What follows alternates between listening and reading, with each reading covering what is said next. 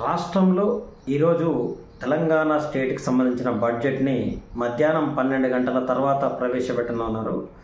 ఈ బడ్జెట్ వచ్చిన తర్వాత బడ్జెట్ అనేది రాష్ట్రానికి ఏ విధంగా ఉపయోగపడుతుంది, కేంద్ర బడ్జెట్లో 100కు 100% నిరాశ ఉన్నప్పుడు సరే స్టేట్ బడ్జెట్ అయినా సరే రాష్ట్రానికి ఏదైనా ఉపాధి కలిగించే వేగం వైపు ఉందా, లేదంటే అభివృద్ధి వైపు ఉందా, లేదంటే ఇంకే ఇతర డెవలప్మెంట్ల గురించి ఉందా, లేదంటే వ్యవసాయ రంగం గురించి ఉందా అనే విషయాన్ని పూర్తిగా మనం తెలుసుకుందాం.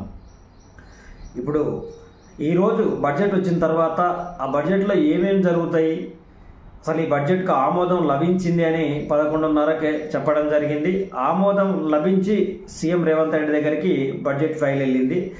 అక్కడ రేవంత్ రెడ్డి బడ్జెట్ ఫైల్ మీద సిగ్నేచర్ చేసి శాసన మండలిలో బడ్జెట్ని ప్రవేశపెట్టడం జరుగుతుంది. దీనివల్ల మంత్రి శ్రీధర్ బాబు ఉన్నాడు కదా, ఆయన ఈ బడ్జెట్ సంబంధించిన వివరాలు చెప్తాడు. ఆర్థిక మంత్రి అయినటువంటి బట్టి విక్రమార్క బడ్జెట్ గురించి పూర్తి వివరాలు, దేనికి ఎంత కేటాయింపులు జరిగినాయి అనే విషయాన్ని ప్రజలకు చెప్పే అవకాశం ఉంది. పూర్తి విషయాలు తెలుసుకున్న తర్వాత ఏ రంగంలో అభివృద్ధి జరగబోతుంది, ఏ రంగంలో లేదా రియల్ ఎస్టేట్లో ఏ వైపు ఎక్కువగా అభివృద్ధి జరగబోతుందనే విషయాన్ని తెలుసుకుందాం.